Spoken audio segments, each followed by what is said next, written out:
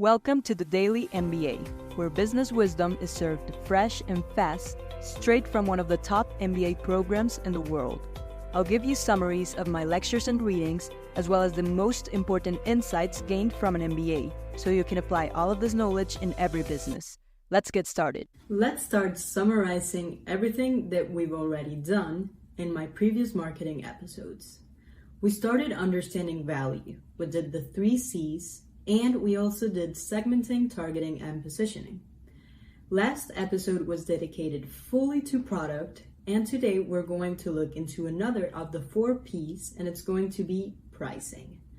So today, everything will be about how to take the correct pricing decisions and what are going to be the best pricing strategies for your product. Let's get started. Always pricing is going to have 3 goals for any type of company. The first goal is going to be, of course, earning revenue, but there may be other goals. The second one is going to be to change behavior of people. The third one is going to also be signaling the value that you want to show your product has. So keep in mind that pricing decisions are not going to be solely based on the revenue part, but also on this too, changing behavior and signaling value. Another thing that we should understand with pricing is that you may choose different types of revenue models. The first one is going to be simply selling individual units for each customer. It's the most basic one of all, and it's also going to be the most popular. But then the second one is going to be access or subscription. And this one is going to be very profitable, and that's why it's starting to become more popular, because people are going to be subscribing to use or to access something for a specific amount of time. And this is going to bring more inflow of money, or at least more regularly, than if we were only selling per unit by customer. But keep in mind that not all products are available for doing subscription or access, sadly, and most of the products that can have this are going to be in technology, for example. So Microsoft Office license, it's going to be a subscription, but you can't get a subscription for simple products such as clothes, at least not for now. But since this revenue model is very popular, some people might start looking for different ways of innovating over there. The third type of revenue model is going to be either done through a third party or through a sponsor. And this one is usually also going to be popular because it will give you more efficiency in the product and the revenue pricing. So it will take into more customers than the ones that you could simply do by having a specific customer and selling only to them. Keep in mind the 3 revenue models, because you can either choose one of them or you could also combine them in order to make a more strategic plan for your company. Now, let's look at all of the different pricing approaches that we may have. First one is going to be the cost-based pricing. And here, the name is saying it, but basically the price should always be covering costs. We'll look into some details about this one a little bit later. Second one is going to be the competition-based pricing. In this one, you will use a benchmark to see how your competitors are pricing their products. Third method is going to be the value-based pricing. And this one will be a bit more complex, but what you want to have is the value to customer as the pricing basis for the product. And then lastly, we can have the demand-based pricing, which will be the one that is the profit maximizing one. This would be an economist's approach. But one way of doing very rigorous pricing would be having all of those approaches plotted into what we call the price thermometer. Usually with price thermometers, we have in one line all of the different prices that we got from each approach. So one of them is going to be your costs. These are usually going to be the lowest on all of these approaches. Then you may have either competitors or substitutes. Usually it may vary, but then you are also going to find somewhere in that line the willingness to pay, which is going to be how much is a customer willing to give you? And also, you are going to see the value to the customer that you're providing. So these 4 approaches, you can plot them in the price thermometer and then see which would be better and where would it be better to price your product. Let's start looking a little bit more into each one of the methods that I just gave to you, and I'm going to start with the cost-based pricing. Because here you have to monitor ratios and numbers, and there are 4 specific ones that I want to introduce to you. First is going to be the unit contribution. So this is going to be how much you're earning from each product sold. And very easy to calculate, you would just take the price minus the cost. Then you can also have what we call a markup. And the markup is going to be the contribution that you had minus the costs. This is going to include other types of costs that you may incur. Now, if we were going to do the margin, we would do contribution divided by price. And lastly, if we wanted to know for profit, which is usually going to be what people are looking more in the market, there is an easy way of calculating profit is just going to be price times quantity, so how much you're selling something for, times how much you sold. And then from that, we're going to subtract the total costs. This will include the fixed costs and the variable costs. So from all of these ones, I would suggest the profit equation is the most important one because you're including everything. You're including quantity, you're including fixed costs, variable costs. And so all of this would be very useful for getting you to know which would be the optimal price to cover all your costs. Now, if we look into the second method, which was the value-based pricing, we can see that we have 4 important things to know. First thing would be that the value to customers of a new product is going to consist of the reference price of an existing product, and then you're going to add to that the value differential. So how much are you saving this person, let's say, or how much value are you giving them just by switching to you? This is going to be the value to customer. But this is not the only factor that you should consider. You should also consider the second thing, which is the willingness to pay of the new product. In the willingness to pay, you're going to have the subjective value to customer, but you have to subtract the possible switching costs. And you have to avoid factors that might decrease the customer's willingness to pay, such as the switching costs, the perceived risks, the barriers to adoption, and other stuff that might be avoiding that someone might switch to your product. Then you should do the third thing that you should know is selecting the price for your segment. Because if your price is going to go to a specific segment, then all of the segments that have a higher willingness to pay will also be willing to buy your product. And so how does this work? If I have a new machine that I want to sell and I price it very high, I won't be able to cover everyone's willingness to pay. But if I rank it low in order to get to my cheapest customers, also the expensive people may be willing to get it from me just because I'm offering this big benefit to them. They were willing to pay a lot more and they only have to pay a little. So if you put a lower price, you're going to have more customers than if you put a higher price. And then this would be related to the fourth thing that we should consider, and it's the 2 techniques that we could do. They are called market scheming or market penetration. With market scheming, we're only catering the top segment, so only the people that have lots of money, but penetration would be going to all of them, so going into the cheapest segment, and here we can get all of the ones that are above us. So 4 important concepts in the value-based pricing: the value to customers, the willingness to pay, the selection of pricing for segments, and market scheming or penetration.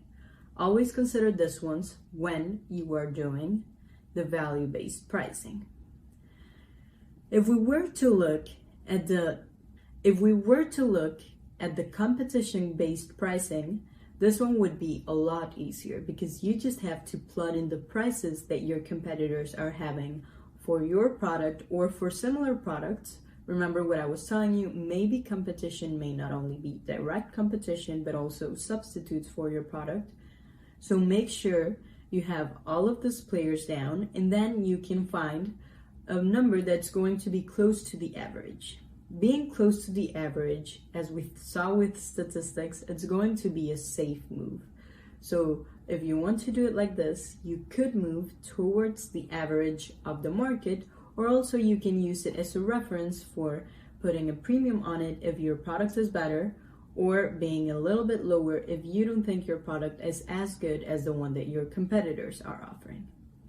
The last type, demand-based pricing, is going to be basically going back to economics, where we have price discrimination in order to capture different segments and for them to give those the willingness to pay. So remember, in economics, we usually had an optimal price for the demand. What this approach aims to do is looking at the demand curve and pricing based on the demand curve. But this is going to be hard to do if you don't have the data and the facts. So I would suggest doing all of the other methods before and then only doing the demand curve method when you have enough information.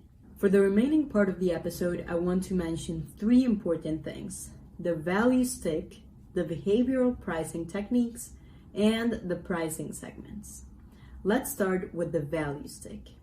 And value stick is going to be a method that's presented from Harvard professors into knowing how much value you are creating. All of the value that a company may create will always be between 2 things: the willingness to pay and the willingness to sell. And you can only create more value by increasing willingness to pay, which is the most the customer would pay for a product, or the other way of creating value would also be decreasing the willingness to sell. And this is usually the minimum compensation an employee would accept from the company. So there are some ways to increase willingness to pay, such as having higher product quality, higher complementers, or maybe even network effects. All of these ways to increase willingness to pay are usually going to be related to strategy.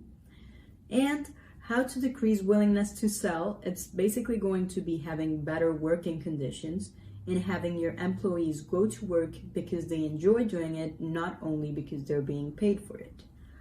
But we have to understand that all of this value created is usually going to be split in 3. First, from the willingness to pay to the price, that's going to be the customer satisfaction. Because if the customer was willing to pay higher and the price is lower, all of that value is going to go to the customer. The second part, from the price up to compensation, which is how much a company has to pay its employees, it's going to belong to the company. So this is going to be the firm margin for whichever price that you get to the compensation that you have to pay your employees. You're keeping that as a company. And lastly, the compensation would be everything from the compensation. And lastly, the third part of value created will usually go to employees, because it would be from the compensation that you're giving them to the willingness to sell. Usually there's going to be a gap between those two, and whatever's left, which is the minimum amount a worker would be willing to pay for versus what you're paying him, all of this is going to be employee satisfaction. So keep in mind that you're usually creating value for these 3 parts: employees, customers, and the firm. The last 2 concepts are going to be only tips around pricing, but they're going to be behavioral or segmenting tips.